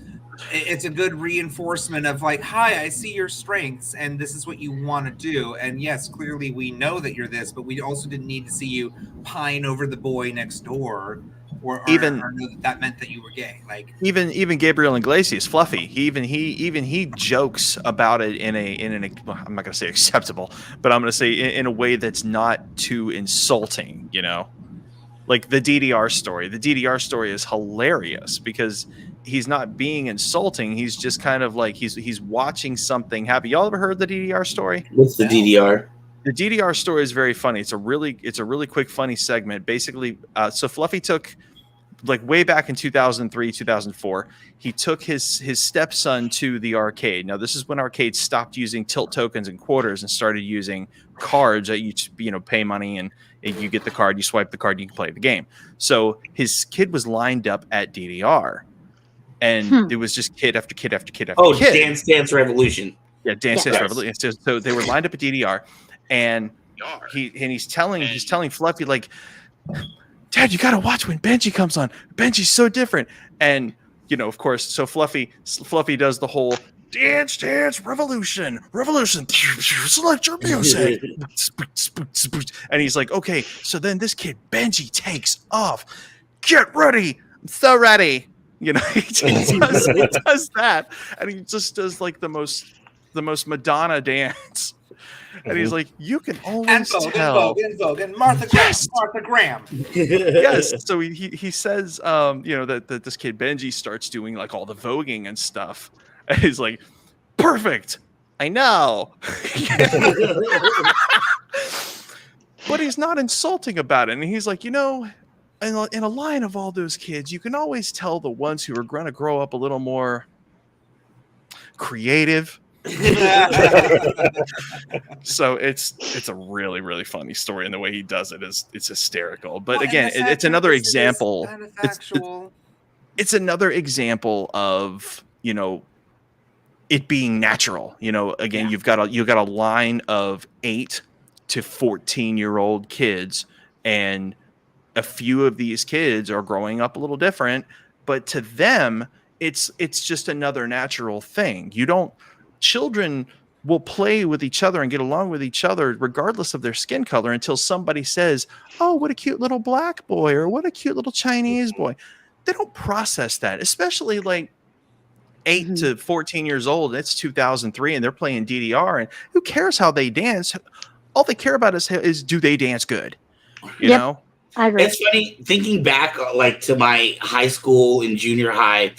There's people that I can think of now that I know as adults that there were clearly indications that they were gay when they were younger, but that was before sexuality was a thing for us. You know what I mean? So for us, right, it wasn't that they were gay; they were just different. You know what I mean? Those are your drama kids, your theater kids, or whatever. But like looking at them now, you're like, oh man, if I would have known then what I know now, I would have clearly known that this person was going to turn out to be gay. I just thought that they were just a different person. What are you saying about theater kids there? Van, let me call you on something there. There's activities do not determine somebody's sexuality. I agree. I agree. I was making a joke. I was a theater kid as well. As was I. I know a lot of theater kids with no indication of sexuality. That would make sense. but I can tell you what, there were a lot more noticeable people that would later become homosexual in the theater crew than there were in the, say, ROTC crew. I was in both. That. So let's touch on that for a second. There's depending upon the activity or the after school activity or the club or whatever, there's a different level of comfort. There's a different level of relatability. There are places that you can be very trusting, and there are places where you've got to be, God, what's the word I'm looking for? Yes, there's that, but almost like coded. Like college sororities, except in high school. Well, the cliques. You have to be careful about the cliques. Well, there's the cliques, but God, what was the popular freaking groups they had in high school? Not the Glee Club. It was something else. Oh, my school had it. I don't remember the name of the clubs, but it was basically. I went to a ghetto ass school. I don't know what you're talking about. Did you really? I did. I was probably one of 5 white kids. But yeah, I will say that as a gay, I think that we do fall into categories or activities that are filled with a lot less aggression and a lot more creativity and talent-based things. Like band might be band on an emotional level. We do something on an artistic level because it allows us to express something beyond just who we are. And we do find more girls in those categories. So gays feel safer with the girls because the girls aren't as likely to be bullying or subjugative as like physical activities. Sports is one of those things that I think there's a lot of hyper masculinity. And so therefore there's a bigger tendency of bullying. Well, and it's not to say that there aren't girls that would like kind of chime in like, hee, you like boys. But like more of them are going to confine with like, oh God, Chad's such a jerk. You're so nice, David. I like hanging with you. You're not like the other boys. It's like, well, no, honey, I'm not. But we do find a little bit of a well, there's more understanding because when gay people being around women tend to because there is more of a taught empathy, and that's considered to be a feminine trait. So so they're more accepting. Yeah. That's at least what I've but there certainly taught to be more accepting, and so it's you don't not there's pushed. A lot of traits. There's a lot of like physical and tonal things that you see in kids growing up that you're not surprised in the slightest. Later on, when it's like, oh, by the way, I'm gay. It's like, yeah, no shit, honey. Like I even have that joke with my mom now. Like back in the day, I came out when I was 24. It's like, honey, do you need therapy? And like now I can be like, so when did you really know I was gay? She's like, girl, when you were 5. Like it manifests itself in a way that you should just, again, this is the message for the parents. Don't judge your kids. Don't be upset. Like let your kids be who they are. And every so often, there's gonna be a boy that's just fabulous. Anthony, were you fabulous as a child? Were you I mean, I guess compared to other boys, would you say you were a little more flamboyant, or were you like? Oh, absolutely. I was the stereotypical gay that I would pick the female character in every fighting game because I wanted to dress up like her. When you were like remember wanting to dress in girls' clothes and be pretty at a very, very young age. Back when I was like 5, there was like a carnival or something. I dressed up with my friend at like a booth we had. I put on the dresses. Did the same thing when I was like 9. I went to a sleepover at some friend's house, and his little sister had like a costume bin in her stuff, and I put on the wedding dress. And I never got to go to that kid's house for a sleepover ever again. I mean, there were very clear indicators. It's that, it's the, flair for the artistic side, the theatrics. I was much more creative mindset. I had a Barbie when I was 5. Like I insisted on having a Barbie because I had a teacher that was like, toys aren't gendered. Little boys can have dolls, little girls can have trucks. And so I was cool with that. But like, at the same time, like all of my peers still made fun of me because it's like, well, you're a little girl, you like girl stuff. And it's like, well, but yeah, because I like being pretty. And so I had to go through years of being taught like that's not okay. It's not allowed. You're not allowed to be a boy that likes those things. And so I repressed a lot of stuff for most of my formative years. Because I can definitely say like there were specific kids that I remember playing with that were were flamboyant as children, and later on I would go to learn and understand what a gay person was, and this is what they but I almost wonder, like it seems to me that that's another argument for it being nature versus nurture, because in certain children, now I'm not saying every gay person is flamboyant or is a child, or no, they're not. With every and not every flamboyant person is gay. It's just not. It's not a surprise when they are. Right. There are definitely some children that I've seen that I remember from my childhood that I'm by no means surprised when I learned that they grew up to be gay, because you saw that they had those features from before. So it seems to me almost something like that's just internal. You know what I mean? Like. Yeah, musicians definitely carry, and musicians often carry a lot of those flamboyant traits too. regardless of Because whether they're they come straight, from gay, that or bi. creative brain side. Yeah, entertainers. Yeah, a lot of Entertainers, definitely. And Anthony, I was the exact opposite. I always wanted to be in the armor and like be the knight. That's what I always wanted to do. I'm like, I want to go and save people from the. I'd be the one to be like, okay, you can be the princess and I'll be the knight, so you could go up to the tower. Hey, that was Van. me. Yeah. You know what's really interesting? And I have zero issue saying this. Out of every person in our group, in our entire Kyber Cave, do you know who I believe I relate to the most? That dude right over there. Right. Seriously. And we are very different people. We're very different people, but we have extremely common interests. Right. Like, okay, so he dressed up in the dresses and whatnot when he was a kid. But you know what I did when I was a kid? I went with my parents to the flea market, and they took me to the toy store where I bought the plastic weapons, and I'd be out in the yard swinging my plastic sword around like I was Link. Or I would take a shirt that was just too damn big for me and put a belt around it so I could have Link's tunic. You know what I'm? Yes. And I grabbed the garbage can lid so I could have a shield.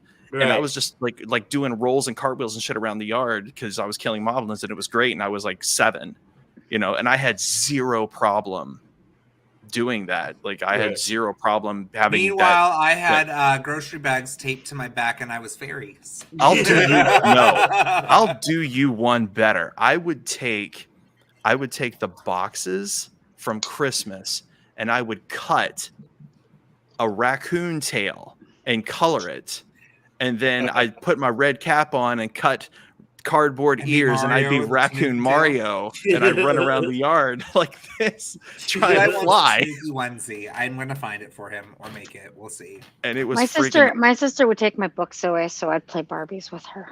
And the voice acting thing, I think Mrs. Fors and Anthony and I share in the whole like wanting to act, to put our voices into something, animated and creative and fun. And we're not afraid to be courageous with our range. Like, I had no idea that Anthony could be this perfect shining hero with this Lavitz voice. Like, holy shit, he out heroes me. Oh, I love Lavitz. The Lavitz. I miss Lavitz. We need it. And whereas a lot of people have no idea that I can get really high in my range if I want to. And it's oh my god, really? Oh my god, it's like oh my god, it's 4. So it's nuts. But again, I'm so happy to call him friend, and he's freaking awesome. And again, we're 2 totally different people, but we share a lot of things in common, which is badass. Well, and if we were young, like if we were younger people in school, we'd probably be hanging out. Oh, for sure. Most of my friends are straight, actually. Go figure. And my mom, were kind of in the nerdy realm. My mom would have loved you. My mom would have loved you. Stories, so yeah, but like at the same time, like I look back in hindsight and go, I am not surprised I ended up the way that I did. And if I would have had the foresight to know who I am and have that confidence back then, I would have been a very different person. Because at that point, it just wouldn't have fazed me. Someone was like, "Oh, are you gay?" Yeah, and right. Well, you're a fag. Yeah, I like to suck dick. What about it? Like, does that mean I'm not a fabulous person as I am? Yeah, I am that. And were you interested? If not, I guess kick rocks, bitch. See, me back then, I'd have been like, okay, you're not into Audra. That works. I would be in for my straight friends that I'm not trying to sleep with and be like, okay, I'm going to talk to her for you. I should really talk to Adam. Like, he's such a sweet guy. Oh my god, girl, I love that nail polish on you. Yes, slay. Okay, so again, let's talk about Adam. So you know Forrest likes you, right? Oh god. No, because we're much more like subjective than that. It'd be more like, oh, so yeah, I was hanging out with so and so. Like, have you hung out with them? Oh, what do you think? Yeah, no, I know they are really cute, right? Right? He's really cute. Speaking of which, tell me more about Jacob. I heard he sent you pictures. Jesus. Our text messaging back in the day were folded up notes passed between hands, tucked into lockers, vents. Folded into T-shirts and hearts. Back when we had to interact with each other physically. Oh god. The horror. Again, I miss the train on the whole like grinder and hookup app culture and things like that. And to some degree, I'm actually like kind of blessed for that because I see a lot of toxicity from people that engage in those things on a regular. And I like, you know, you wonder why you're unhappy and you're on this like app for dopamine. Do you like we me? did Yes that. or We did no? that. Yeah, we did that. Now it's like ass pics, dick pics. No, that we already covered that topic. I know.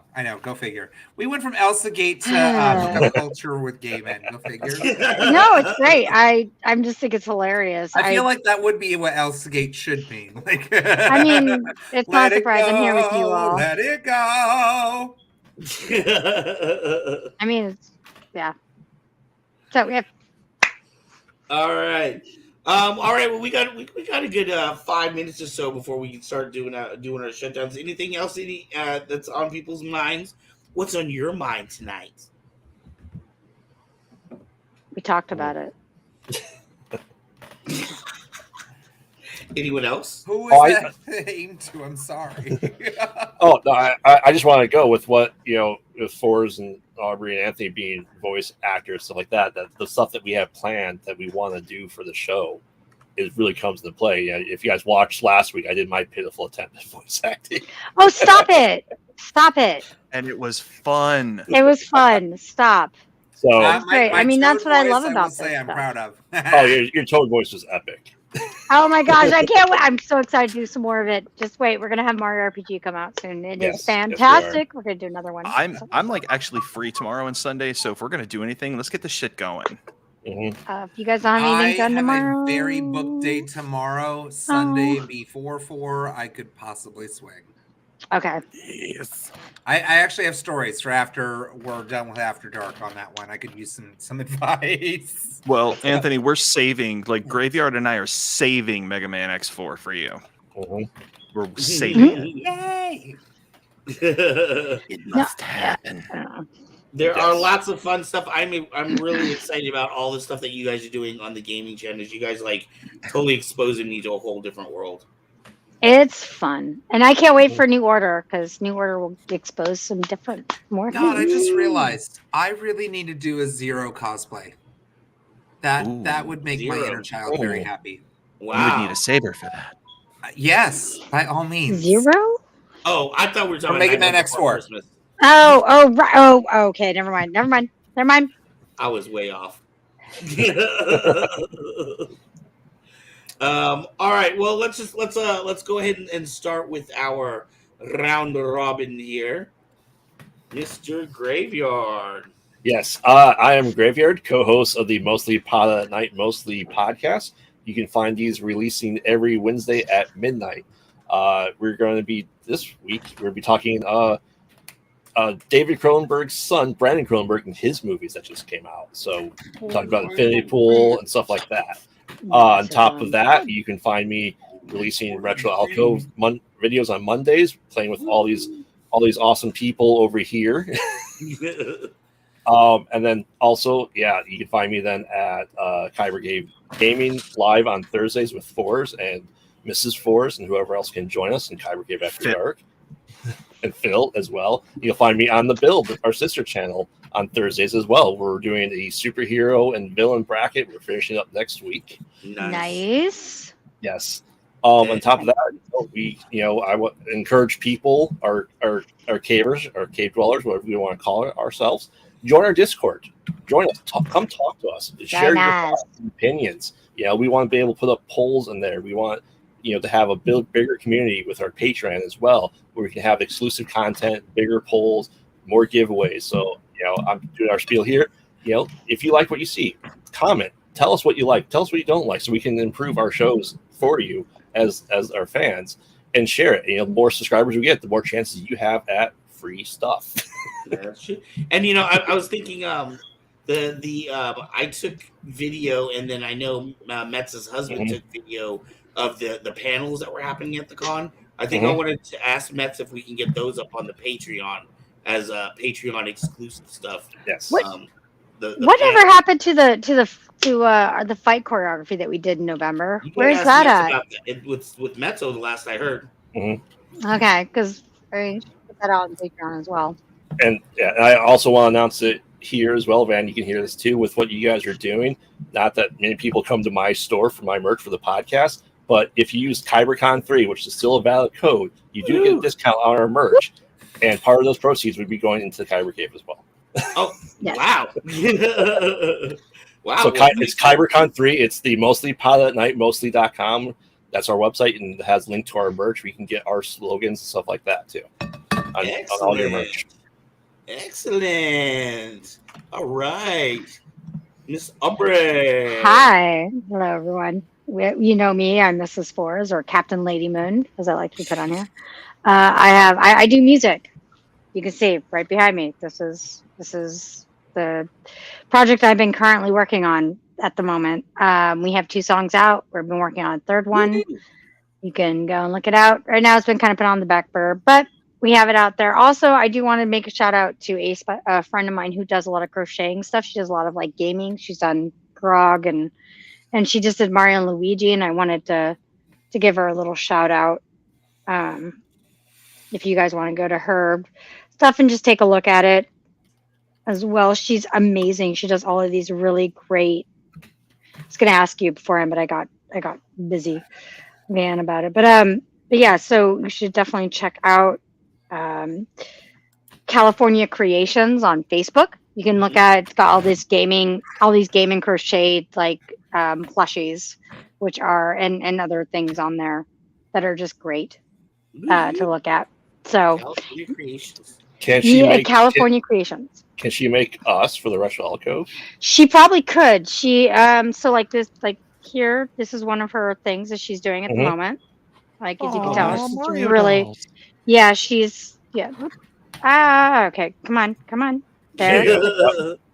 And she did one for the Harry Potter stuff. Let's see.